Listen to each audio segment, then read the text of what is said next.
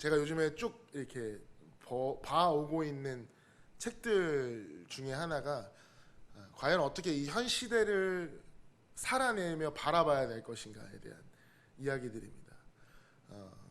정말 죄송하지만 여기 계신 분들보다는 제가 살아갈 날이 조금 더 많다고 판단이 됐기 때문에 앞으로 어떻게 이 시대를 해석해 나가야 되며 어떻게 사람들에게 복음을 전해야 될까, 과연 이 시대는 어떤 상황으로 돌아가고 있는 것인가에 대해서 요 근래에 대해서 관심이 좀 많아졌습니다.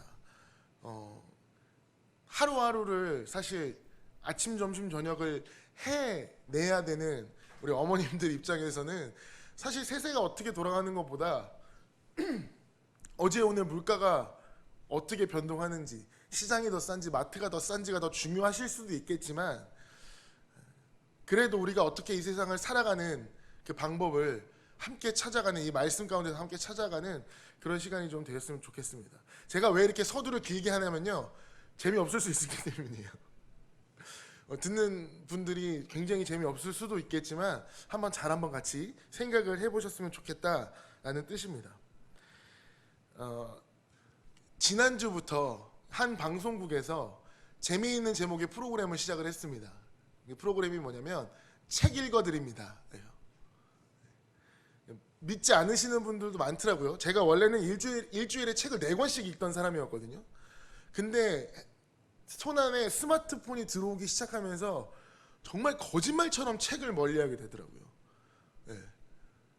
그럼에도 불구하고 연구를 하고 책을 읽어야 되는 그 치열한 싸움을 스마트폰과 오늘도 하고 있는데, TV에서 대신 책을 읽어준다니까 얼마나 고맙습니까?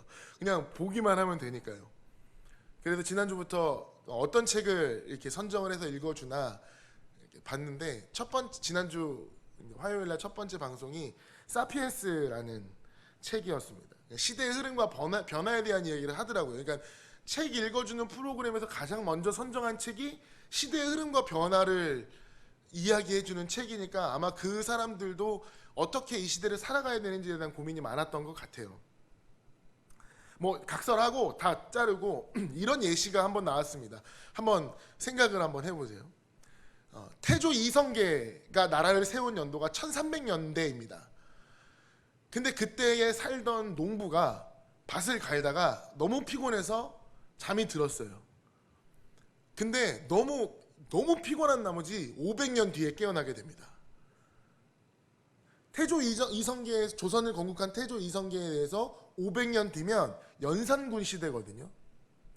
과연 그러니까 조선 초기에 잠들었던 사람이 조선 중후기에 깨어난다고 한들 그 사람이 느끼는 시대 상황이 그렇게 많이 변해 있을까요?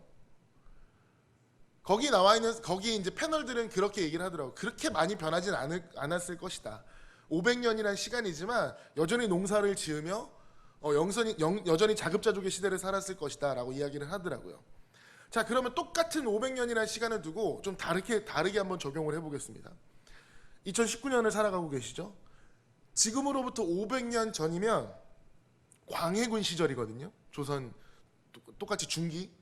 자, 광해군 시절에 똑같이 농부가 피곤해서 잠이 들었습니다. 너무 피곤한 나머지 500년을 잠들었어요. 그리고 2019년 오늘날 스마트폰의 알람을 들으면서 그 농부가 깨어났습니다. 과연 이 농부가 느끼는 이질감은 얼마나 될까요?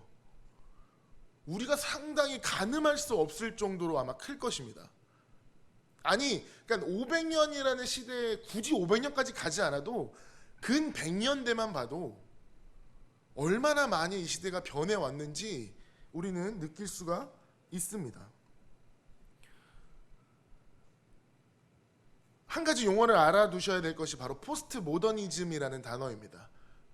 그냥 그런 용어가 있다라고만 알아두시면 될 것 같아요. 이 시대를 표현하는 그 가장 적절한 단어가 바로 포스트 모더니즘입니다.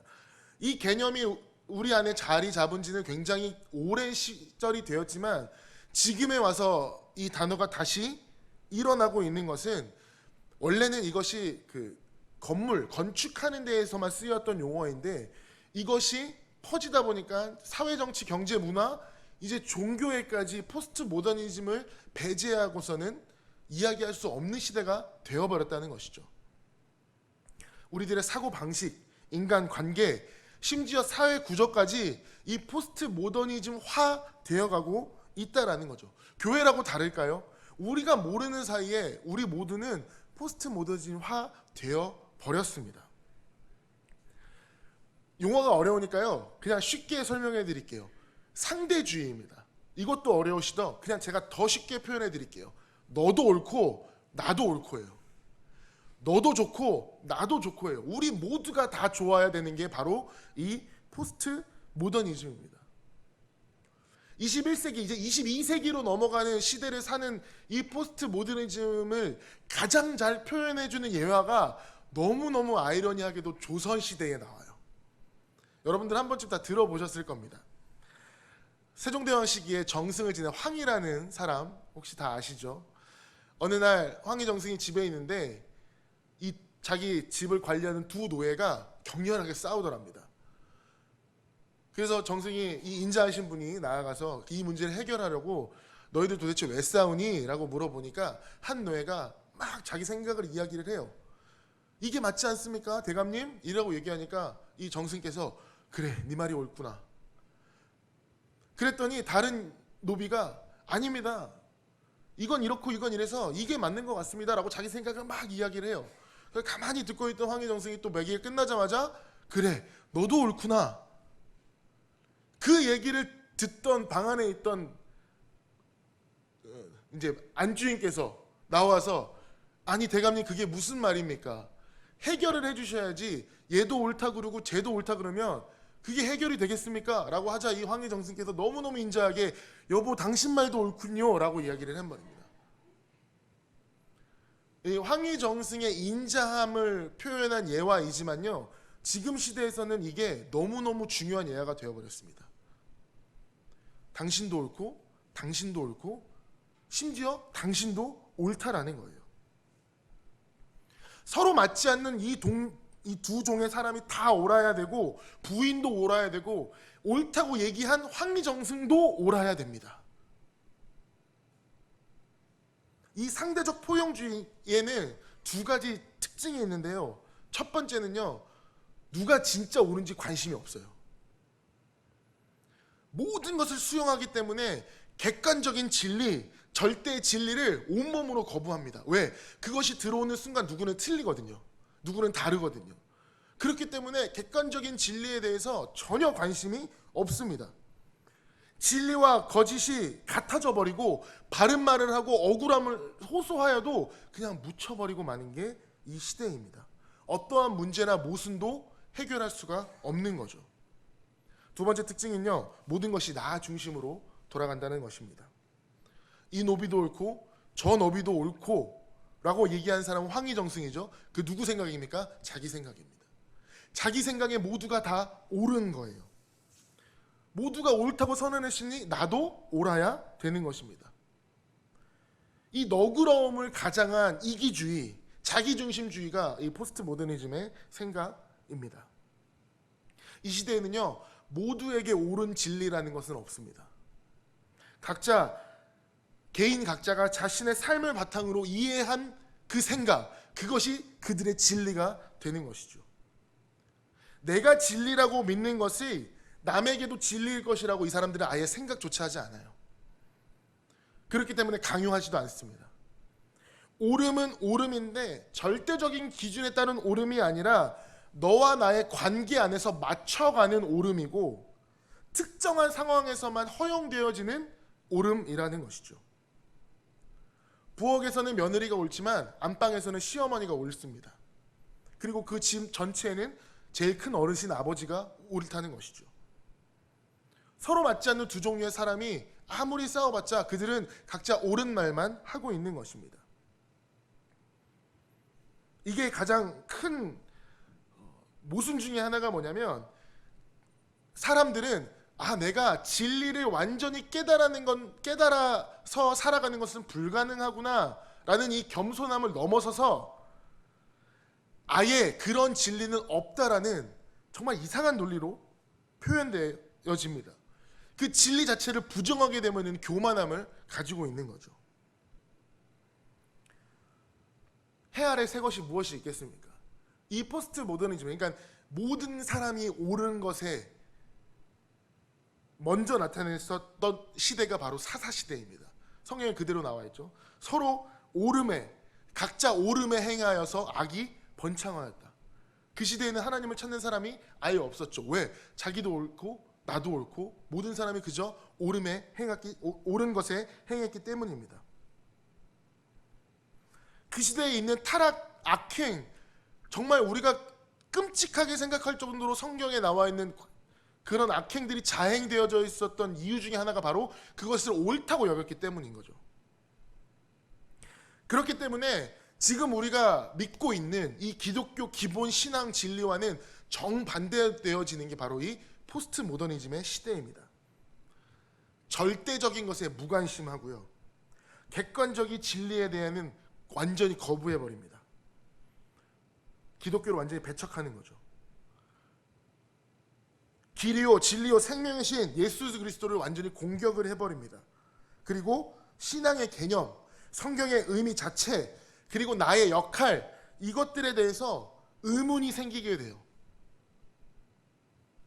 철학자 니체가 이야기한 신은 죽었다라는 그 말은 단순히 신이 없다라는 말을 넘어선 그 신들이 주장하고 있는 절대적인 진리는 더 이상 통하지 않는다라는 뜻입니다. 바로 그 선언부터 어떻게 보면 포스트 모더니즘이 시작되었다라고 할 수도 있겠죠. 우리들은 예수 그리스도의 십자가의 고난과 부활 사건을 복음이고 진리이며 우리가 믿고 나아가야 해 유일한 것으로 선포합니다. 그렇기 때문에 복음을 전하는 거죠. 그렇기 때문에 전도를 하는 겁니다. 근데요, 세상은 그게 옳고 그름이 별로 중요하지가 않아요. 예수님 십자가에 달려 돌아가셨어. 뭐 그랬겠지. 거부도 동의도 하지 않습니다. 그것은 그저 하나의 의견에 불과할 뿐인 거죠. 그것을 옳다고 생각하는 사람은 옳다고 믿는 것이고 그것을 옳지 않다고 믿는 사람들은 그저 그렇게 살아가는 것입니다. 그냥 이것은 세상의 하나의 문화이며 행동 방식에 영향을 주는 그 어떠한 개념일 뿐입니다. 그렇기 때문에 지금껏 사회를 지배해오던 학문적인 철학이나 신학에 더 이상 힘을 잃어버리게 되는 거죠. 진리의 탐구에 그렇게 흥미를 느끼게 되지 않습니다. 그렇기 때문에 궁극적인 목적이라는 단어 자체가 그들에게는 굉장히 거부감이 들 수도 있다는 거죠. 그냥 오늘만 편하게 살아가는 욜로. 여러분 한 번씩 다 들어보셨죠? 욜로. 난 오늘을 즐기며 살 거야. 까르페 디엠이라는 정말 어떻게 보면 내일을 생각하지 않는 종말론적인 관점이 아닌 그냥 오늘만 사는 그런 세대가 되어버리는 것입니다. 욜로 하다가 골로 간다는 말 혹시 들어보셨나요? 포스트 모더니즘은 이렇게 생각을 하고 말을 하고 언어를 하고 그것이 이야기인지 진리인지 그것이 어떤 영향을 지키는지 그저 방관하고 지켜봅니다. 어떤 이야기를 전하냐보다요, 어떻게 이야기를 전하는지가 더 똑같아요. 더 중요하신 사회예요. 그렇기 때문에 이 시대에는 스토리텔러들을 굉장히 높게 평가합니다. 제가 초반에 말씀드렸던 책 읽어드립니다에 나오는 가장 주된 강사 중에 한 분이 설민석 선생님이시거든요. 그분이 요 몇 년에 급부상할 수 있었던 이유 중에 하나는 물론 공부도 너무 잘 가르치고 전문가이기도 하지만 그 국사를 통해서 우리에게 던지는 그 감동과 감정이 어마어마하다는 거예요. 다시 얘기해서 스토리텔러에 정말 특화된 사람입니다. 제가 한동안 그분에게 빠져 있었거든요. 그래서 하지도 않았던 데서 국사 공부를 다시 하고 막 이랬었는데 제가 너무 궁금해서 그분의 뒷조사를 좀 해봤어요. 과연 이분은 언제부터 이 국사에 빠져 있어서 이렇게 잘하게 되었나. 놀라운 사실을 발견했습니다. 이분이 처음부터 국사를 전공하지 않으셨어요. 이분의 전공은 연극영화과입니다. 그러니까 그분의 인생의 전반적인 플랜에 그것이 다 들어가 있는지는 저는 잘 모르지만 어떠한 사람을 찬양하는 건 아니지만 그러니까 표현력을 배웠던 거죠. 연극 영화과를 나오면서 어떻게 이야기를 전해야 되는지 표현력을 배우고 그것을 바탕으로 이야기를 이끌어 가니까 사람들을 홀릴 수밖에 없는 거예요. 근데 물론 그분은 이제 팩트만, 국사라는 팩트만 이렇게 전하기 때문에 더 유명해지신 거죠. 어찌됐건 간에 무엇을 얘기하는지가 중요한 게 아니라 어떻게 이야기하는지가 더 중요해진 이 시대에 아무리 우리가 십자가, 복음, 부활을 이야기한들 완강하게 거부한 사람보다 더 힘들게 복음을 전해야 되는 시기가 왔다라는 거죠. 미국이란 나라는 기본적으로 청교도들이 넘어와서 말씀 위에 세운 나라이기 때문에 지금도 그들의 깊숙한 무의식에는 예수 그리스도의 희생정신이 나와 있고 그리스도가, 교회가 그렇게 깔려있는 사람들입니다. 근데 그 사람들이 요즘에 이상한 이야기를 하기 시작했어요. 특히 TV에 나와서 영향력을 미치는 이제 셀레브리티라고 하는, 흔히 말해서 셀럽이라고 하는 연예인들이 무엇라고 얘기하냐면 대놓고 시상식 자리에서 이렇게 얘기를 합니다. 나는 하나님을 믿습니다. 여기까지는 좋아요. 이 뒤가 진짜 문제가 됐습니다. 근데 그 하나님이 부처인지 예수인지 알라인지는 저는 관심 없습니다. 저는 그저 하나님을 믿습니다. 그러니까 이 사람들이 이야기하는 하나님은 그냥 단순히 어떤 신을 이야기하는 거예요. 절대적인 어떤 존재. 왜? 인간은 누구나 죽음에 대한 공포가 깔려있기 때문에 그 공포를 극복하기 위해서 어떤 것들을 믿거든요. 믿음이 없는 사람은 없습니다. 신이 없다라고 이야기하는 사람은 신이 없는 걸 믿는 사람이거든요. 그렇기 때문에, 근데 이게 무서운 게 뭐냐면 나는 하나님을 믿는다고 하면서 알라든 부처든 예수님이든 다 옳다라는 거예요. 그게 누군지는 나는 관심이 없다라는 거예요. 제가 이 문장에서 무엇이 잘못되었습니까? 라고 굳이 여러분들에게 묻지 않아도 여러분들은 다 아실 거라 생각이 듭니다. 신학적인 뿐만 아니라 도덕적인 가치까지 완전히 붕괴되어지는 게 바로 이 상황입니다. 사회 구성원 다수가 옳다라고 여긴다면 그건 그냥 옳은 거예요. 아무리 우리가 복음 안에서, 말씀 안에서 모든 것을 결정해야 됩니다라고 이야기를 한들 나 말고 다른 사람이 다 아니야, 그냥 법대로 해 라고 한다면 그냥 그렇게 흘러가게 돼버리는 것입니다. 사실상 낙태, 동성애, 유전자 조작, 불륜 이런 것들을 반대할 수 있는 근거가 없는 거죠. 내노란불이라는 말 혹시 아십니까? 내가 하면 로맨스, 남이 하면 불륜. 그러니까 나는 맞는 거예요. 나는 아름답고 나는 맞지만 다른 사람이 하면 안 된다는 거죠. 내가 맞다고 생각하는 사람 5명만 모이면 노조가 결성이 됩니다. 반박할 수 있는 근거가 없어지는 거죠. 진리의 추구와 탐구가 의미가 없어져 버린 이 세상에서 당초에 그냥 공부를 하지 않고 손가락 몇 번 두들겨서 나오는 지식 검색이 내 거인 양 판단해버리는 이 시대에 우리는 왜 이 시간에 여기 앉아서 하나님의 말씀을 들으려고 노력을 하고 있냐라는 것입니다. 왜냐하면 우리는 우리의 삶이 끝난 이유가 더 중요하기 때문입니다. 믿으십니까? 그렇기 때문에 예수님께서 정답을 먼저 제시해 주신 거예요. 내가 길이다, 진리다, 생명이다. 모든 사람이 죽고 난 다음에 사라지는 것이 아니라 내 영혼이 어디에 있는 것을, 어디로 갈 것인가를 분명히 우리는 인식을 해야 되고 그 길을 찾아 나서야 된다는 것입니다. 하지만 우리는 아무리 노력해도 우리 스스로 하나님을 찾을 수가 없습니다. 하나님 우리를 만나 주셔야 우리가 하나님을 찾을 수 있다는 거죠. 그렇기 때문에 하나님을 만날 수 있는 유일한 길이신 예수님께서 이 땅에 오신 것이죠. 다른 길 찾지 말고 나만 따라와, 나만 봐. 내가 곧 하나님께로 나아갈 수 있는 유일한 통로이다. 몸소 십자가에 달려 찢기시고 피 흘리시고 고통까지 당하시면서, 그리고 죽음이 끝이 아니라 3일 만에 부활하셔서 정말 내가 길이라는 것을 몸소 보여주신 것이지요. 그리고 예수님은 스스로 생명이라 선포하십니다. 내가 곧 길이니 나를 영접하면 소생하고 그 소생하는 힘이 너희 안에 분명히 솟아난다. 오직 예수님만이 죽음을 이긴 생명이 되시는 것입니다. 그리고 그 예수님을 믿는 마음 안에 모시고 사는 우리만이 그 기쁨 안에 동참할 수 있게 되는 것이죠. 요한복음 8장 12절에 예수께서 또 말씀하여 이르시되 나는 세상의 빛이니 나를 따르는 자는 어둠에 다니지 아니하고 생명의 빛을 얻으리라 라고 말씀을 하고 계십니다. 인생의 길을 살면서 어둠을 지날 때가 너무나 많습니다. 터널 지나가면서 라이트 안 켜면 어떻게 되죠? 나도 위험하지만 다른 사람들도 위험하게 되죠. 분명히 빛이 있어야 합니다.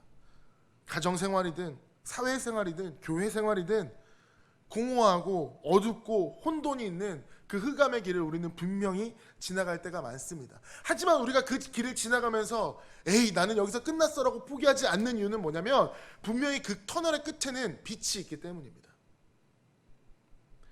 요즘에는 터널이 들어가면서 터널 몇 미터라고 터널이 몇 미터가 되는지를 명시해 놓은 표지판들 많이 있죠. 그러니까 어둠에 들어가면 무섭거나 어둠에 들어가면 조금 힘들어 하시는 분들이 그렇게 목표치를 정해놓고 들어가면 조금 견딜만 하다라는 거예요. 아 내가 이 정도 왔으니 이 정도 지나가면 밖으로 나가겠구나 라는 그 희망을 가지고 터널을 통과하기 때문에 견딜 수 있다라고 합니다. 우리가 흑암을 견디고 터널을 견딜 수 있는 이유도 바로 거기에 있어요. 내가 이 터널만 지나가면 이 터널만 빠져나오면 분명히 내 앞에 눈부신 빛이 다시 오게 될 것이다. 그 빛이 예수님이다라는 것에 우리는 더욱더 기뻐해야 됩니다. 어두운 곳에 전등불을 들고 나가는 것처럼 우리의 인생길에 빛이 되셔서 밝혀주시는 그 예수님께서 우리가 들고 있는 빛뿐만 아니라 우리 안에도 빛이 되어주신다는 겁니다. 무엇을 먹고 마실까? 무엇을 어떻게 입을까? 그리고 어떻게 살아갈까? 그런 정말 인간의 기초적인 고민 안에서도 우리를 붙잡아 주시는, 사실 우리가 고민하는 게 대한민국의 명운을 걸고 고민하지 않잖아요. 이 전 세계의 경제 상황을 놓고 우리가 그렇게 힘들어하진 않잖아요. 내일 내가 이 일을 어떻게 감당해야 되지? 오늘 저녁에 내가 어떻게 살아가야 되지? 이 한 달을 내가 어떻게 살아가야 되지라는 그 자그마한 고민 안에도 불구하고 예수님께서 우리를 만나 주시기 때문에 우리는 그렇게 살아낼 수가 있는 것입니다. 어떤 문제에 봉착을 해서 이렇게 하고 저렇게 해요 라고 훈수를 한다면, 도움이라고 이야기하는 훈수를 든다면 사실 우리는 더 혼동이 됩니다. 왜? 그 사람들 나름대로의 해결책을 제시하는 것이지 그게 나의 해결책이 되지 않기 때문입니다. 정신이 하나도 없죠. 더 혼란만 가중됩니다. 그렇기 때문에 우리는 그렇게 기도해야 되죠. 예수님, 나는 예수님이 가라고 하시면 가고 오라고 하시면 오겠습니다. 예수님이 오른쪽으로 가라 하시면 내가 오른쪽으로 가고, 예수님이 왼쪽으로 가라 하시면 내가 왼쪽으로 가겠습니다. 예수님이 움직이지 말라라고 하시면 저 안 움직이겠습니다 라는 고백을 우리는 항상 해야 됩니다. 그렇게 기도하면 예수님께서 놀라운 응답을 주십니다. 정말 가장 어두운 새벽을 지나서 동이 트는 것처럼, 언제 솟아오르는지 모르는 그 해가 우리 안에서 솟아오르는 것처럼 예수님께서는 그렇게 우리 안에 깨달음을 주시고, 그 깨달음을 따라가면 틀림없이 우리 안에는 기쁨이 있습니다. 에베소서 5장 8절로 9절에 너희가 전에는 어둠이더니 이제는 주 안에서 빛이라, 빛의 자녀들처럼 행하라, 빛의 열매는 모든 착함과 의로움과 진실함에 있느니라 라고 우리 안에 맺어야 될 빛의 열매에 대해서도 분명하게 말씀하고 계시죠. 그리고 예수님은 가장 중요한 부활이다, 생명이다 라고 말씀을 하십니다. 요한복음 11장 25절, 예수께서 이르시되 나는 부활이요 생명이니 나를 믿는 자는 죽어도 살겠고. 예수님께서 이 말을 하신 것은 마르다와 마리아의 집에서 나흘 전에 죽은 오라버니 나사로가 다시 사실 것을 이야기를 하시면서 이 말씀을 하십니다. 주님께서 네 오라비가 살리라 라고 하니 마르다가 부활의 나이에 살아날 줄 믿습니다 라고 이야기를 했죠. 그러자 예수님께서는 나는 부활이요 생명이니 누구든지 나를 믿는 자는 죽어도 살겠고 나를 살아서 믿는 자는 영원히 죽음을 보지 아니하리라 라고 말씀을 하신 거죠. 예수님 자체가 부활의 날까지 기다릴 필요도 없이 예수님 자체가 부활이고 생명이셨기 때문에 우리가 그 안에 살면 죽어도 죽은 게 아니라 살아난다는 것입니다. 예수님은 오늘도 사망을 이기신 우리 주인으로, 우리의 주님으로 우리 곁에 계십니다. 그리고 예수님을 의지하고 예수님을 사랑할 때에 모든 일에 생기가 넘치게 되는 것이죠. 그 안에 충만한 기쁨과 충만한 은혜와 영원한 삶이 있기 때문에 우리의 고민은 온전히 사라져 버리게 되는 것입니다. 1963년 미국의 작은 어떤 동네에 이상한 일이 벌어지게 됩니다. 원래는 그 동네도 주일만 되면 모든 식료품 가게는 문을 닫고 예배에 집중하는 그런 굉장히 신실한, 마을 자체가 굉장히 신실한 그런 상황이었습니다. 그 누가 법으로 정해놓지도 않았는데도 불구하고 주일날이 되면 다 문을 닫고 예배에 집중하는 그런 나날들이 지속되고 있던 어느 날 이상한 일이 벌어집니다. 영화관 사장인 어떤 사람이 주일에 왜 문 열면 안 돼? 라는 질문을 머릿속에 떠오르게 되죠. 그리고 어느 주일 저녁부터 영화관 문을 오픈을 합니다. 그랬더니 신기한 일들이 벌어지죠. 저녁에 교회에 나오던 청년들이 영화관이 문이 열려져 있는 걸 보고 길을 돌립니다. 교회에 와서 얼굴만 비추고 바로 자리에 일어나 영화관으로 가게 되죠. 그렇게 하나둘 가게가 주일날 문을 열게 되어버립니다. 더 이상 주일은 주님의 것, 교회에 가야 돼서 예배를 드려야 되는 그 문화 자체가 그냥 어떠한 단순한 한 사람의 생각, 왜 주일날 문 열면 안 돼? 라는 이 생각으로 문화 자체가 변화돼 버린다는 것입니다. 위험은 외부에 있는 것이 아닙니다. 외부에서 만약에 외부에서 우리를 공격한다면 우리는 더 똘똘 뭉쳐서 그 외부의 위협을 벗어날 수 있습니다. 하지만 이 문제가 우리 안에서부터 생겨났을 때에는 걷잡을 수 없이 퍼져가 나가게 되어버립니다. 더 이상 예수님을 진리가 아닌 그저 어느 한 개념으로 치부해버리는 이 시대에 그냥 단순히 종교적으로 예수님을 이해하려고 하지 말고 의식적으로 그분을 이해하려고 하지 말고 지금도 살아계셔서 우리와 함께 계시는 그 예수님, 이곳에 우리 눈에는 보이지 않지만 분명히 계시는 그 예수님, 우리에게 희망을 주시고 꿈을 주시고 살아낼 용기를 주시는 그 예수님, 그 예수님을 믿고 따라야지만 이 어두운 터널을 온전하게 통과할 수 있다는 그 사실을 우리 마음속에 흔들리지 않는 불빛으로 인정하면서 나아가는 여러분이 되셨으면 좋겠습니다. 그냥 왔다 그냥 가지 마십시오. 그냥 오더라도 이 안에 예수 그리스도라는 등불을 다시 한번 가지고 저 문 밖을 나가시기 바랍니다. 그리고 그 등불이 꺼지지 않도록 우리는 부단한 노력을 해야 되며 이 등불을 공허하고 힘들고 연약한 사람들에게 나눠줘야 됩니다. 너도 옳고 나도 옳고 우리가 모두가 옳아봤자 그 안에 남는 건 진리가 아니라 공허함 뿐입니다. 그렇기 때문에 그 공허한 마음에 예수 그리스도의 진리의 불빛을 전달해 줄 수 있는 우리 모두가 되시고, 그리고 예수님께서 분명히 우리 안에 어둠을 없애주시고 그 안에서만 온전히 우리가 살아날 수 있다는 그 사실을 다시 한번 깨달아 알게 하시는 그 사실이 우리 안에 온전하게 천국 가는 그날까지 굳건히 서 있기를 주님의 이름으로 축원하겠습니다.